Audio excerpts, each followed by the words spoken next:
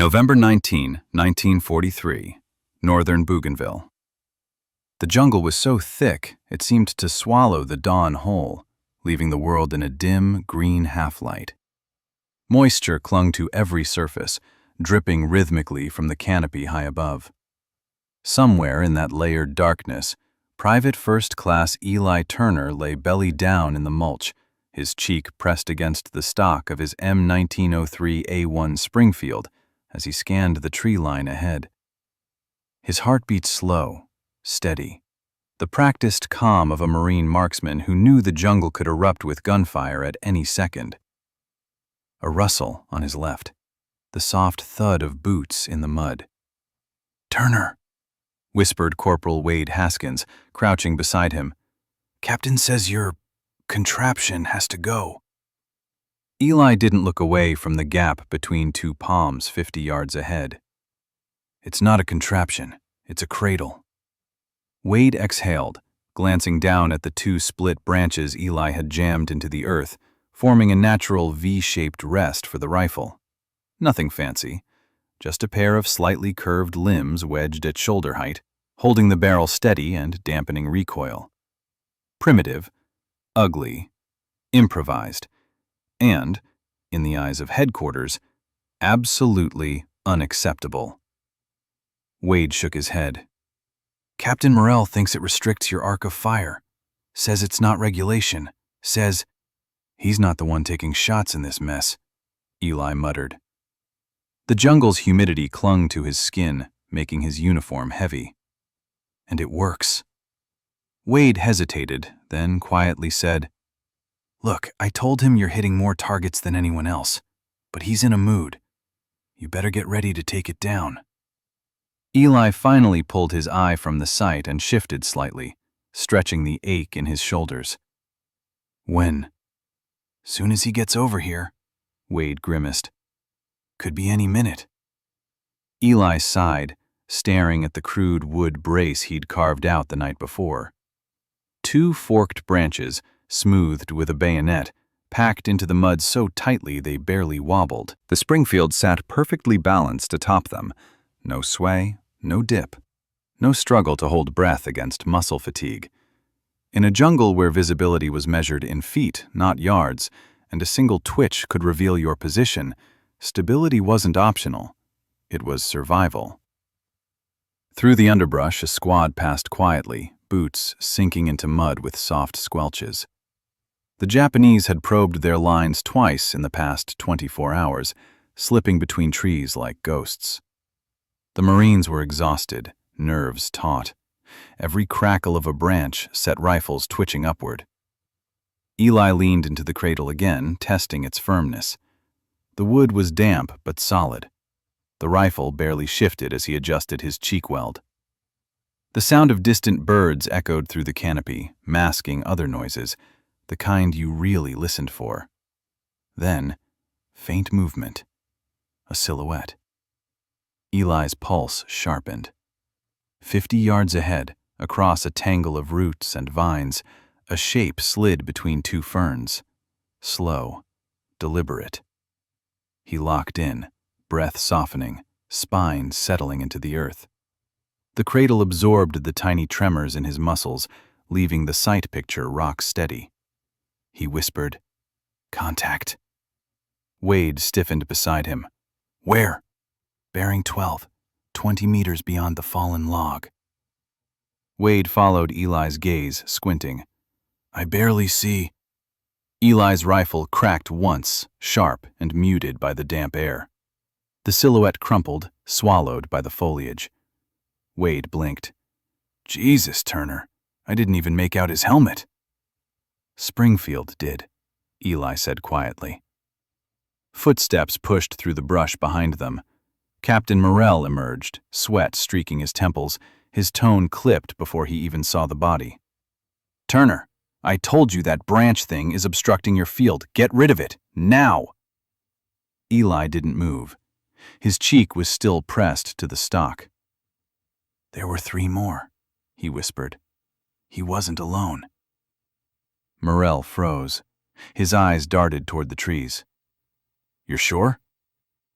"Yes, sir. Wade swallowed. If he takes that cradle down, he'll lose steadiness. He won't see them coming. Morrell frowned, jaw tightening. Regulation warred with practicality in his expression. Then, the faintest rustle. The three men went silent. The jungle wasn't empty. The enemy wasn't far. And Eli Turner's homemade cradle wasn't a gimmick. It was a lifeline. Morrell crouched, finally seeing what Eli saw through the ghostly gap in the brush. Another flicker of movement, almost imperceptible. "Hold your position," the captain murmured, voice low and controlled. "Take the shot when you see it." Eli inhaled slowly, letting the cradle absorb every tiny tremor. The world narrowed to the width of a rifle sight, green shadows, soft light, and a soldier stepping into range. Another crack. Another body fell. Wade exhaled shakily. "Two." Morrell stared at the split branches, then at Eli, his rigid posture slowly unwinding. "Maybe," he whispered, "I was wrong." Eli didn't answer. His focus stayed forward. The jungle was watching, listening, waiting for the next move. And in the dense undergrowth of Bougainville, the sniper cradle had just proven its worth, and the night had barely begun. The jungle didn't breathe for several seconds after the second shot. Even the insects paused, as if the crack of the Springfield had stunned the canopy itself. Eli kept his eye fixed forward, every nerve stretched tight. Somewhere ahead, deeper in the maze of vines and roots, something shifted. Not the skittish flutter of a bird, but the careful, predatory movement of men adjusting formation. Wade's whisper barely carried. "They're regrouping." Morrell nodded, scanning the darkness. "They'll come in twos or threes, they always do. Stay low, stay quiet." Eli exhaled slowly, steadying the rifle again on the cradle. His cheek brushed the worn wood of the stock. His hands were slick with sweat, but the branches beneath the barrel stayed firm. The cradle didn't fight him, didn't wobble, didn't ask for effort he couldn't spare. It simply held, letting him sink into stillness as the jungle came alive with the faint sounds of boots brushing leaves. Then a distant click. Metal. Deliberate. Unmistakable. Eli froze. "Haskins," he murmured, voice barely a breath. "Front right, behind that twisted banyan root." Wade squinted. "I don't—" Another click, closer this time. Morrell's jaw clenched. "He's right." Through the faint green haze, a helmet edge emerged, then a shoulder. A Japanese rifleman eased forward, bayonet fixed, scanning the undergrowth for the source of the earlier shots. His eyes were sharp, sweeping in methodical arcs. The Springfield stayed locked in Eli's cradle, sight centered on the enemy's sternum. But Eli didn't fire. Not yet. Because the man wasn't alone. Two more shapes peeled from behind the banyan, crouched low, moving with the eerie fluid coordination that had made jungle combat on Bougainville a waking nightmare. These weren't reckless charges. These were deliberate hunters closing in on a scent. Morrell whispered, "You've got one clean. Take him." Eli didn't blink. "Not if he brings the others into a tighter line." Wade stared at him. "You're waiting for a better shot?" "Waiting for a better angle," Eli murmured, adjusting the rifle by the smallest fraction. The cradle allowed it, smooth, controlled, silent. The trio crept forward, 20 yards, 15. The lead soldier raised a hand, signaling the other two to fan out. They began to split. Eli's window was closing. Now. The Springfield cracked again, a sharp, controlled sound that punched a shockwave through the humid air. The lead soldier dropped instantly, his helmet bouncing off a root. The two behind him jerked in surprise and made the fatal mistake of turning toward the sound instead of flattening.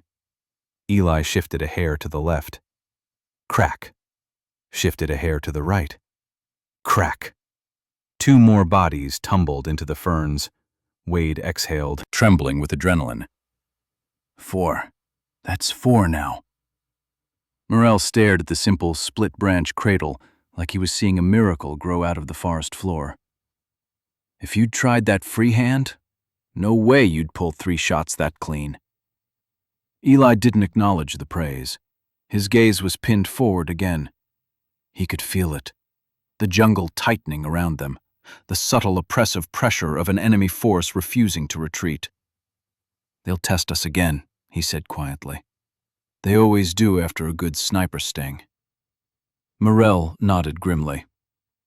"Then we hold." Hours passed. The sun never fully penetrated the thick canopy, leaving the air heavy and shadowed. Sweat soaked their uniforms. Mosquitoes whined around their ears.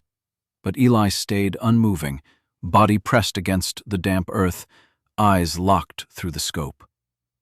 Every sound became a clue, a snapped twig, a brush of fabric, the hiss of leaves disturbed by someone crawling low. 3 times Japanese scouts tested the perimeter. 3 times Eli dropped them before they reached shouting distance. Word spread down the Marine line. "Turner's got a hide up north. He's using some kind of jungle brace. He's keeping the whole flank quiet." Wade brought him sips of water whenever he dared move. Morrell stayed close, studying the cradle like he was mentally rewriting regulation. By late afternoon, the jungle grew restless again. Birds scattered. A gust of wind pushed through the canopy, rare for Bougainville, carrying with it the faintest hint of movement. Eli tensed. "That's not wind," he whispered. Wade stiffened. "How can you tell?" "The birds," Eli murmured. "They lifted too early. Something spooked them from ground level." Morrell leaned in. "Direction?" Eli didn't answer with words. He simply rotated the Springfield a few degrees, steady as stone, letting the cradle absorb every tremor. A shape materialized, then another, then 3 more. A Japanese fire team was moving in a staggered pattern, rifles low, advancing with a slow, deadly patience. If they reached the Marine foxholes, the whole flank could collapse. Eli inhaled, breath steady, and let the cradle do what it was born from this jungle to do. Hold the rifle like the trees themselves were aiming it. The first shot took the point man. The second broke the formation. The third dropped the corporal trying to rally the team. Panic rippled. 2 remaining soldiers sprinted for cover, but Eli tracked them, movements smooth as water flowing around stone. Crack, crack. "Jesus Christ," Wade whispered. That's 9. Morrell looked at Eli, awe breaking through his earlier skepticism. "Turner, keep that cradle exactly where it is." Eli didn't reply. His eyes were already scanning for the next movement. Bougainville wasn't done with them yet. Not by a long shot. For a long moment, the only sound was the distant rumble of surf far beyond the jungle's edge. The firefight had lasted seconds, but the echoes seemed to hang in the humid air like a ghost refusing to leave. Eli kept his eye pressed to the scope, scanning the brush for even the slightest movement, a shift of shadow, a trembling leaf, the glint of a helmet. Nothing. Wade crouched beside him, whispering shakily, 9 confirmed, and that's just today. Turner, you're a damn machine. Eli didn't react. Compliments slid off him the way the jungle rain beaded off broad leaves. He wasn't here for numbers. He was here because every enemy soldier slipping through these trees posed a threat to the Marines dug in behind him.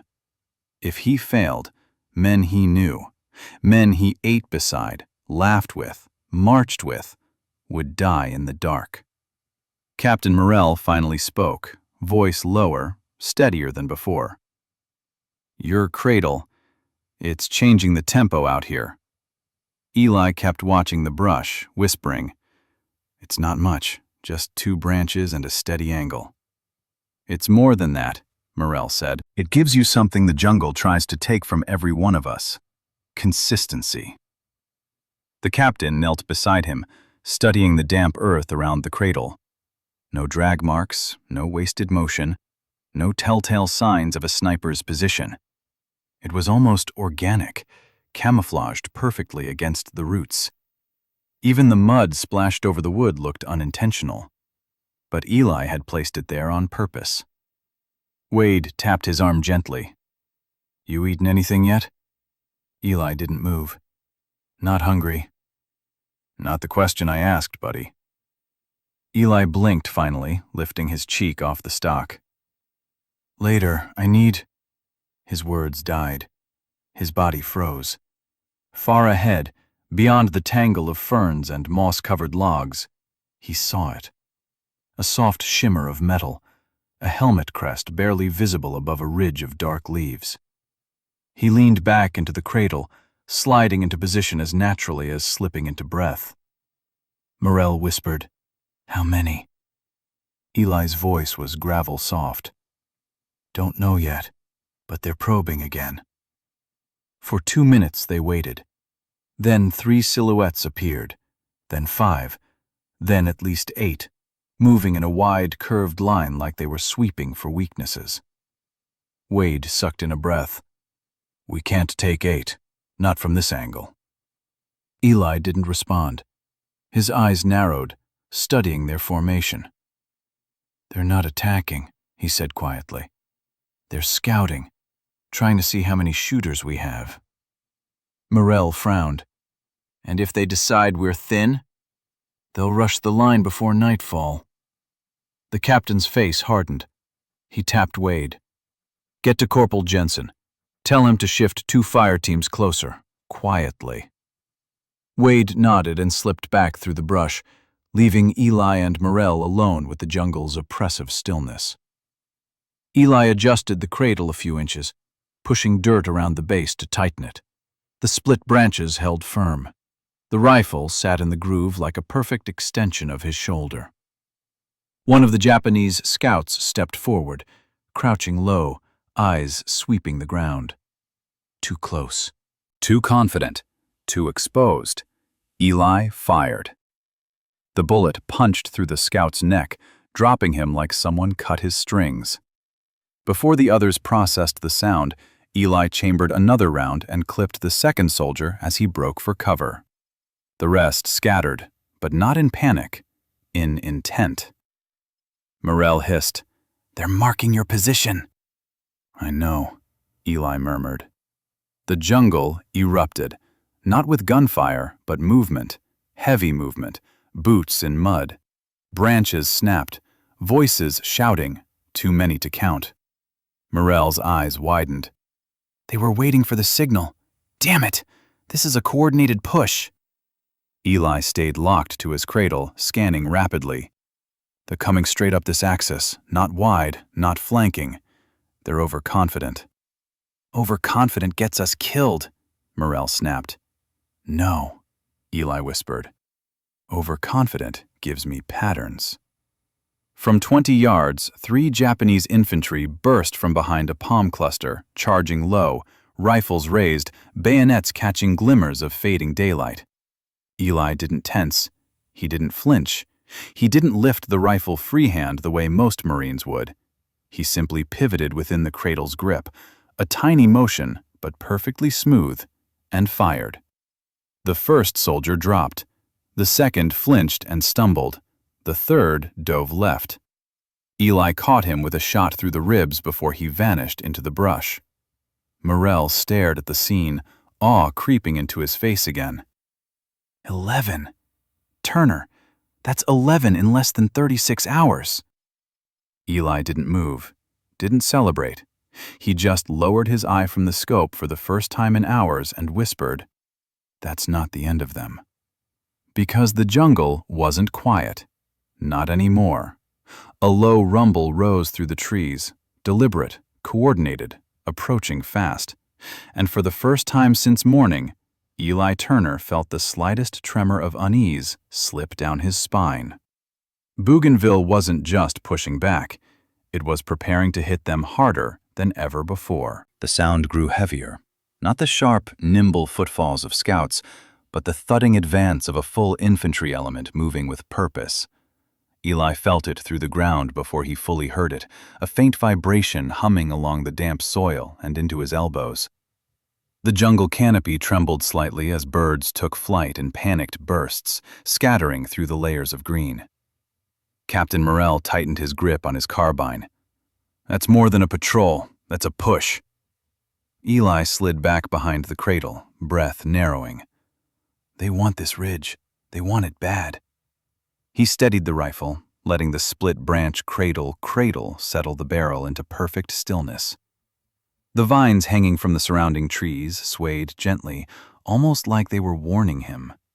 The air smelled thick, wet bark, crushed leaves, the metallic tinge of fear.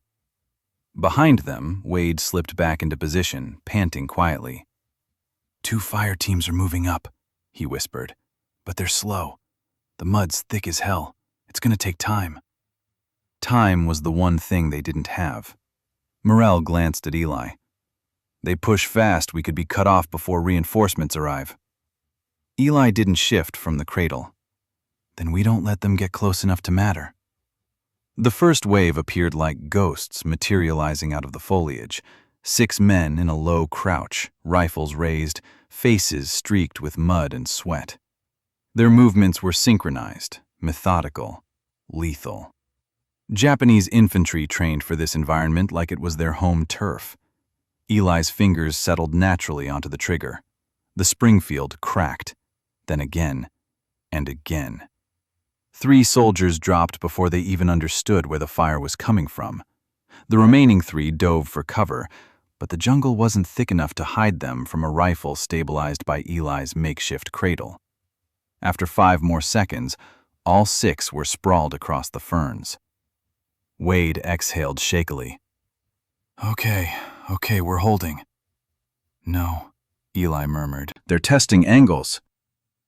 As if the jungle itself heard him, another wave shifted left, trying to probe the flank.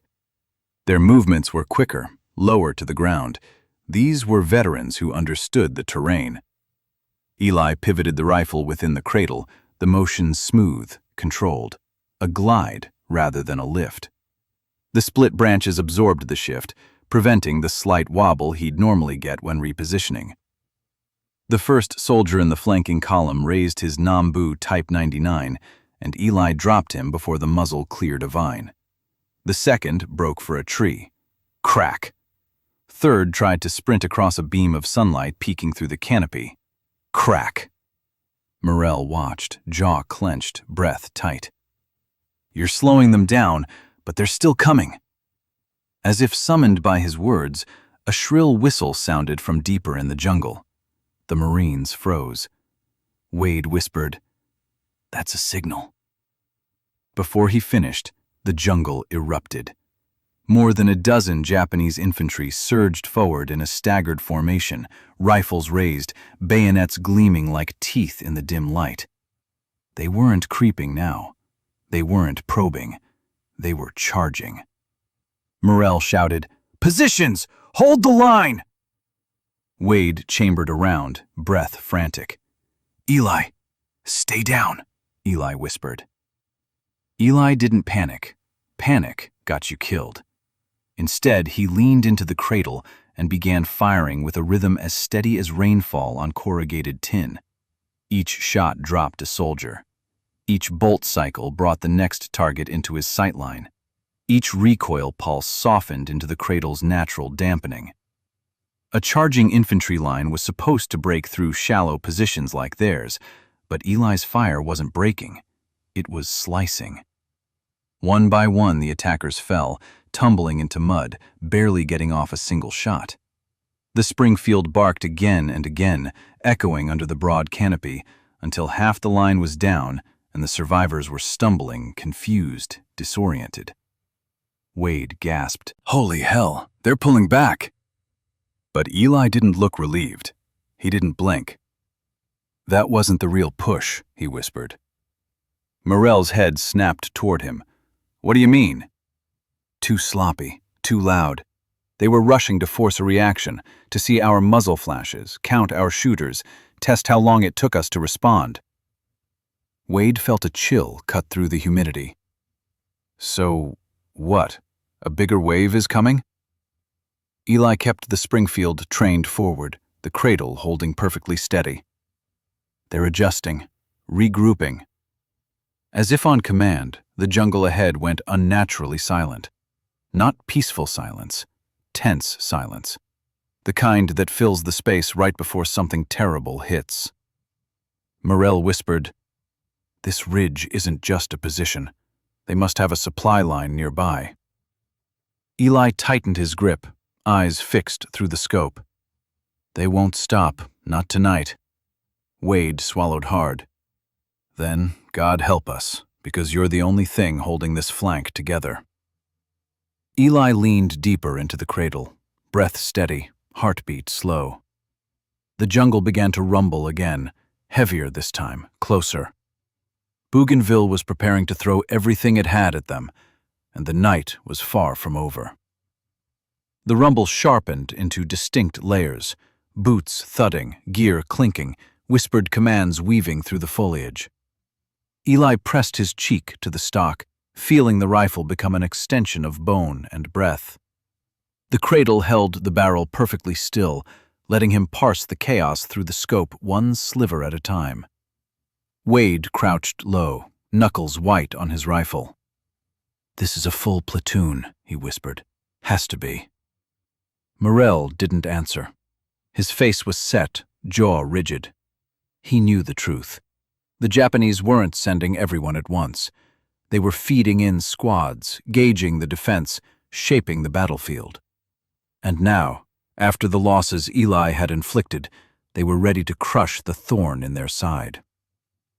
Eli saw movement first, a ripple through the underbrush, followed by 4 soldiers taking knee positions behind a fallen log. Their helmets rose like small dark stones in the brush.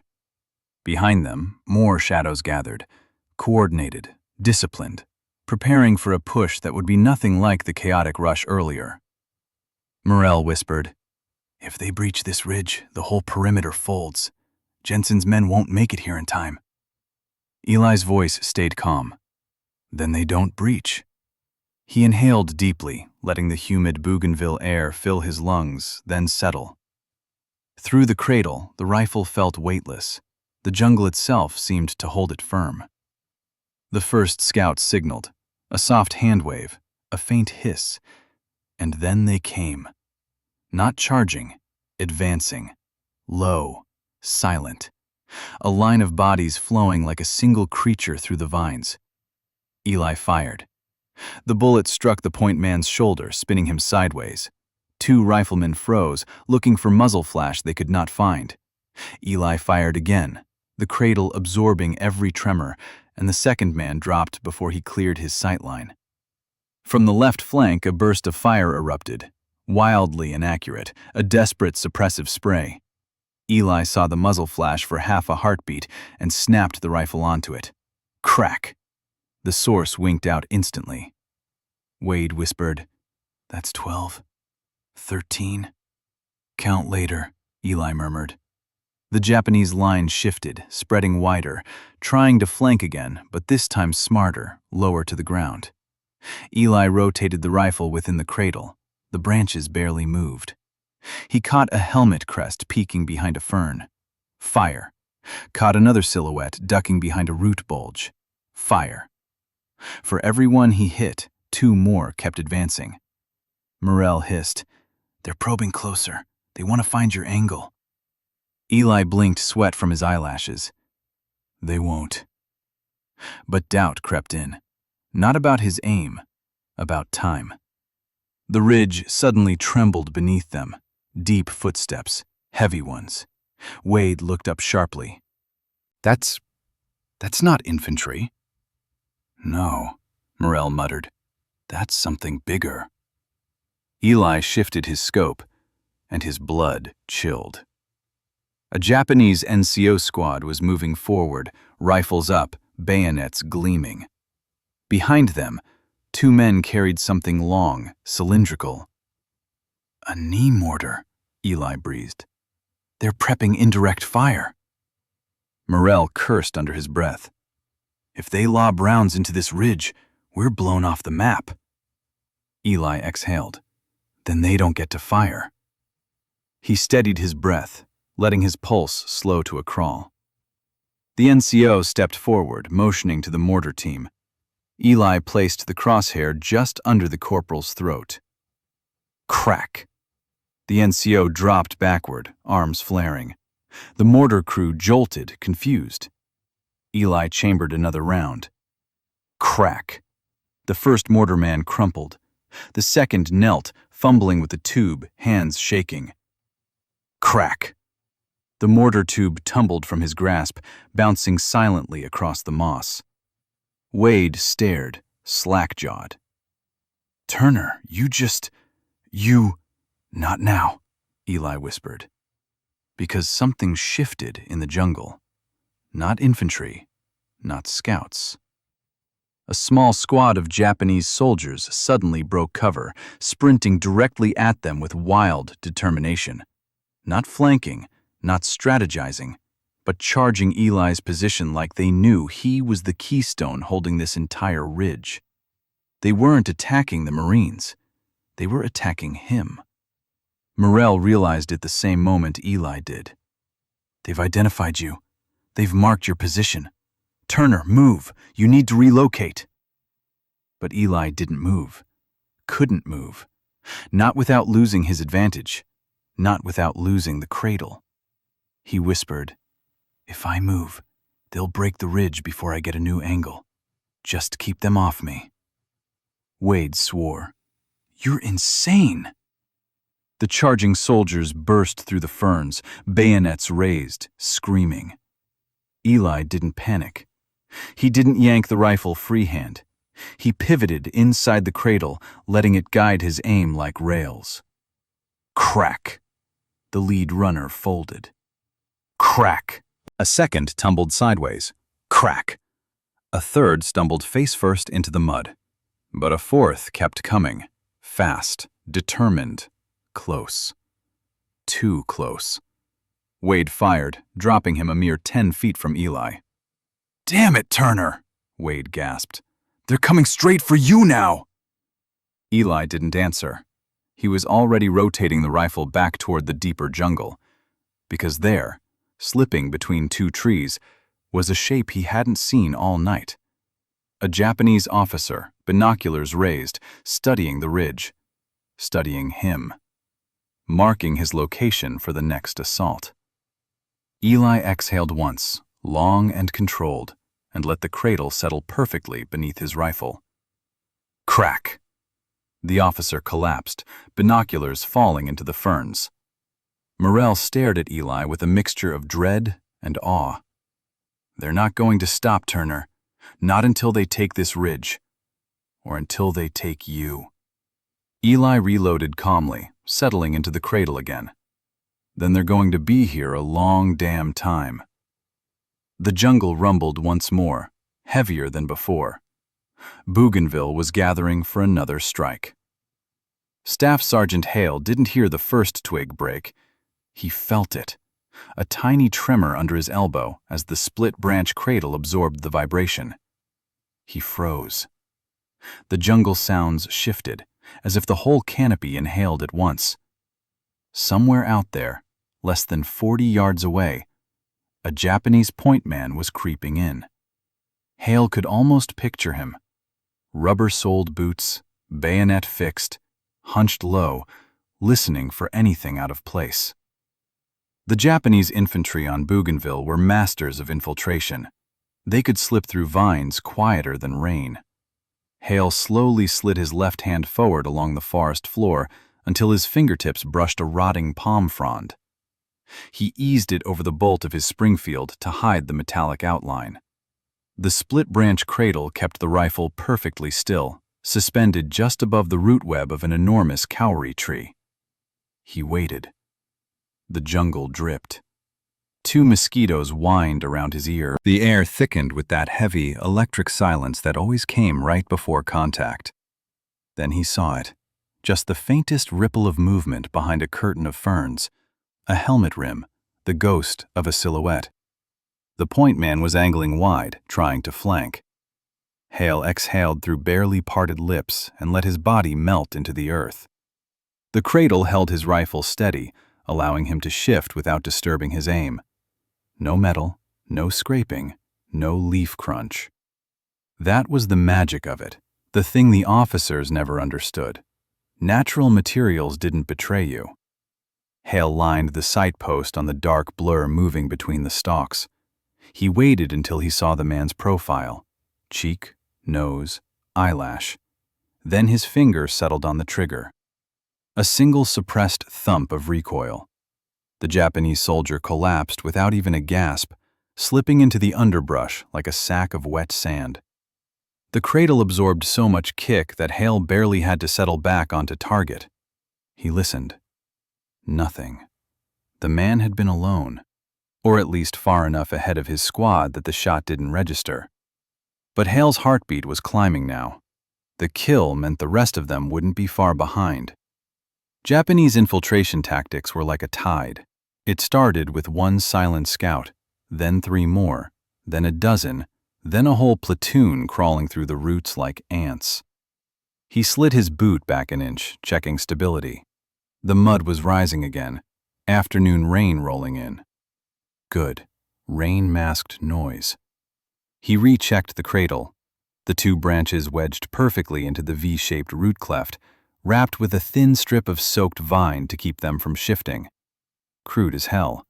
But the rifle sat balanced like it was resting on a sandbag in a foxhole. Somewhere deep in the foliage, a low murmur. Japanese voices. Hale's jaw tightened. He whispered, almost soundlessly, "Easy. Stay patient." Thunder rolled faintly over the ridge. The rain thickened, turning the jungle into a chorus of tapping leaves. Perfect concealment. A second shape appeared, crouched, rifle at the ready, moving slowly. Hale let him pass behind one tree, then another, tracking him with almost no effort thanks to the Cradle's stability. Another controlled breath, another single shot. The man folded. This time a voice cried out, a short, clipped warning shout. Hale's blood froze for half a heartbeat.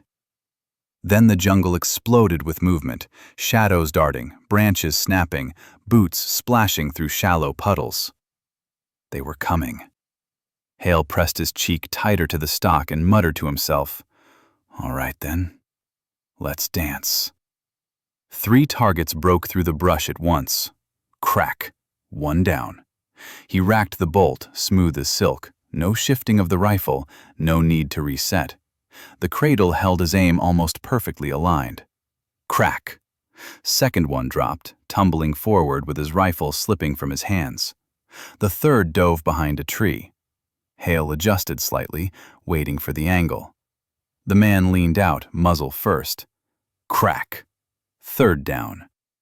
Rain hammered the canopy now, drowning the battlefield in a wash of sound. And still more were coming. Hale felt something he hadn't felt in months. Not fear, not the tight battle hunger, but a strange, cold clarity. He wasn't fighting the jungle. He wasn't fighting recoil. He wasn't fighting instability or shifting footing. For the first time on Bougainville, he was fighting only the enemy. Lightning flashed. Another movement. Another shot. Another. The Cradle turned the chaos of combat into a steady, mechanical rhythm. Breath, aim, squeeze, bolt. The bodies collecting under the ferns weren't trophies. They were just the cost of staying alive. By the time he paused to wipe the rain from his eyes, Hale realized something chilling. He'd already fired 7 rounds, and the Japanese were still advancing. "Damn it," he breathed. "This is gonna get nasty." He pressed his shoulder into the rifle, the Cradle holding firm like a trusted partner. Then another shape emerged, closer than any of the others. Too close. Hale's breath caught. That one wasn't alone, and the Japanese were still advancing. "Damn it," he breathed. "This is gonna get nasty." He pressed his shoulder into the Springfield, the split-branch cradle holding firm like a loyal partner. Every minor tremor from his pulse, every movement of his muscles was absorbed by the crude wooden supports. The rifle felt like an extension of his own body, steady and unshakable in the chaotic jungle. Then another shape emerged, closer than any of the others. Too close. Hale's breath caught. That one wasn't alone. Two soldiers moved as a single unit, slipping silently through the mud-soaked undergrowth. Their rifles caught the dim light of the stormy canopy, but the cradle kept Hale perfectly aligned, giving him a steady, unwavering aim. He didn't panic. He couldn't. He knew the moment he flinched, he'd be dead. One soldier crouched low, scanning the ridge for the source of the gunfire. Hale's finger tightened on the trigger. Crack! The first man folded into the mud, sliding forward in the heap. The second soldier reacted instantly, spinning toward Hale's direction, but too late. Crack! He dropped face first into the wet ferns. Hale's eyes swept quickly across the clearing. The rain had thickened, muffling footsteps and breaking up sound. More shadows flickered through the leaves, figures testing, probing, seeking the ridge. Each movement was an opportunity, each lapse a potential kill. He pivoted the rifle slightly, letting the cradle do the work of stabilizing each transition. Two more soldiers popped into view, advancing cautiously. Crack! Crack! Both went down, sliding into the mud. Hale could hear shouting now, short, panicked words in Japanese, carried faintly through the rain. Their formation was breaking, hesitation creeping in. They didn't know where he was. They didn't even know how many shots he'd fired. All they knew was that the ridge seemed cursed, bullets appearing from nowhere. From the corner of his eye, Hale caught another movement, closer still. A single soldier, moving low, bayonet ready, attempting to flank. Hale shifted the cradle slightly to maintain perfect alignment, breathing slow and even. Crack! The man went down mid-step. He counted silently. 7, 8, maybe 9. He'd lost track. Each shot was precise, delivered with mechanical rhythm, the cradle absorbing the full recoil of the Springfield so he could stay on target without shifting. But the rain kept coming. The mud soaked through his uniform and gloves. Boots squelched as the remaining Japanese regrouped. They were circling, trying to cut off any escape, to force him out of his concealed pocket. Hale felt the ridge vibrate under approaching boots, heavier now, deliberate. Another squad, 5 or 6 men, moving as one. He exhaled slowly, pressing the rifle deeper into the cradle, letting it stabilize, letting it guide his aim. Crack! First man dropped. Crack! Second down. Another tried to sprint through a break in the brush, a desperate dash to flank him. Crack! He slid into the mud, arms spread wide, screaming. Hale's chest pounded, but his breathing stayed steady, focused, controlled. He shifted only slightly, adjusting the cradle's angle for the next line of movement. Crack! Crack! 2 more soldiers went down before they could react. The rain masked his fire. The canopy hid his flash. He was invisible, a single Marine with a crude split-branch support, turning the jungle into a kill zone. And then he saw them. More than a dozen soldiers, moving cautiously, scanning the ridge, trying to locate the source. Hesitation slowed them. They had lost so many already, and they didn't understand why bullets were coming from nowhere. Hale exhaled and whispered under his breath, "Stay calm. Let them come to you." The soldiers crept closer, one after another. Hale's finger squeezed the trigger, each shot precise, each recoil absorbed by the cradle. 2 fell. 3 fell.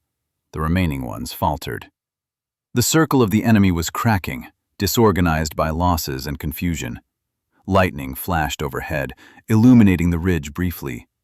Hale saw their panic, faces wide, eyes searching frantically through the rain. And then, as if the storm itself was on his side, the canopy closed again, shrouding him completely. He pressed the rifle into the cradle once more, scanning every shadow, every movement.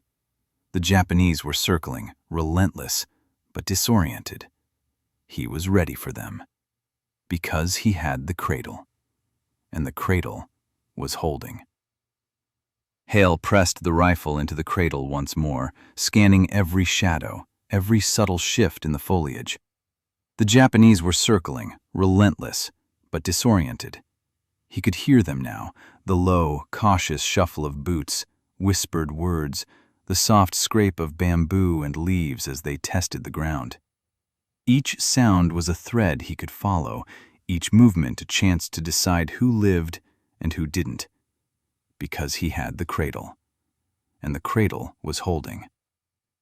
He exhaled slowly, letting the rhythm of the jungle sync with his own heartbeat. Lightning flashed, illuminating the ridge for a split second, revealing movement below.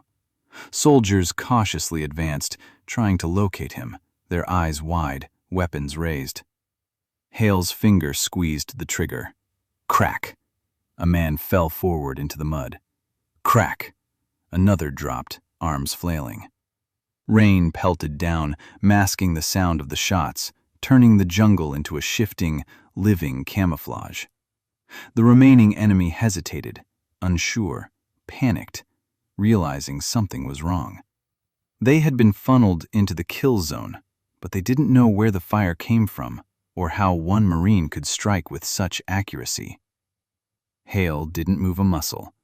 The cradle held the rifle perfectly, allowing him to track the soldiers through the dense undergrowth without shifting his body at all. His breathing stayed steady, controlled, synchronized with the rhythm of the storm and the rain-soaked leaves. Another pair of soldiers moved from behind a fallen tree, attempting to flank him. Hale adjusted the angle just enough, letting the cradle guide the rifle into the perfect line of sight. Crack! Crack! Both collapsed silently into the mud. He could see their panic now, the group's formation breaking apart, soldiers freezing mid-step, whispering orders they weren't sure would be heard, eyes scanning the tree line for a phantom sniper who didn't exist. Hale's heart pounded, but his body remained calm. He was in the zone, the cradle and rifle working as one with him. Every recoil absorbed, every shot perfectly aligned, every breath measured. Morrell, crouched a few feet behind him, whispered, "Hale, this is insane. You're holding them off alone." Hale shook his head slightly. "Not alone. It's the cradle. It's holding the line with me." The Japanese hesitated. They were circling, but the losses and chaos had slowed them. Hesitation spread like wildfire, fear climbing into their eyes. Hale knew that if he pushed them just a little more, the remaining soldiers would scatter entirely. Movement caught his eye. 3 figures cautiously approaching from the right. He exhaled, steadying the rifle. Crack! Crack! Crack! All 3 went down, sliding into mud, silent but final. The storm raged, masking the faint sounds of retreating boots. Hale could see it now. The enemy's circling attempt had collapsed entirely. They were regrouping at a distance, unwilling to advance further, their morale broken by precision, patience, and a single Marine with a crude, split-branch support. Hale lowered the rifle slightly, scanning the shadows one last time. Bodies lay scattered in mud and foliage, the chaos of the last 36 hours written in every drop of rain, every flattened fern, every spent cartridge. He exhaled deeply, letting the adrenaline ebb. His hands shook from tension and rain, but he felt a strange sense of triumph. The cradle, dismissed as foolish by his officers, had proven itself beyond doubt. It had allowed him to fire with unshakable accuracy, to remain concealed, to survive where others might have fallen. Morel leaned closer. You saved the ridge, and probably a hell of a lot of men. Hale gave a dry, exhausted laugh, letting his shoulder rest against the tree root. It wasn't me. It was the cradle. And a little luck. Lightning flashed again, illuminating the ridge and the soaked bodies below. The Japanese had been forced to retreat, their circling tactic defeated. The forest fell into a tense, dripping silence. Rain fell steadily, washing the mud, the sweat, the blood. But not the lesson. Improvisation, ingenuity, and determination could turn even the simplest idea into a weapon. Hale leaned back, letting the cradle support the weight of the rifle fully. The split branches had held firm through hours of chaos, recoil, and close combat. They had done what no manual or regulation could teach. They had saved lives. The jungle was quiet now, save for the rain. Hale allowed himself a moment to simply breathe, to let the tension leave his body, to feel the weight of survival settle in. He glanced over the ridge once more, scanning every shadow, every fern, every dark movement, and saw nothing. He smiled faintly. One Marine, a rifle, and 2 simple branches had held the line. The cradle had done its work. Hale knew the ridge, the jungle, and the men of his unit owed him, and the crude, steadfast invention, more than they would ever say. He pressed the rifle gently into the cradle one final time. Quiet, ready, victorious. And in the rain-soaked silence of Bougainville, he whispered, almost to himself, "You tried to ban it, but it held."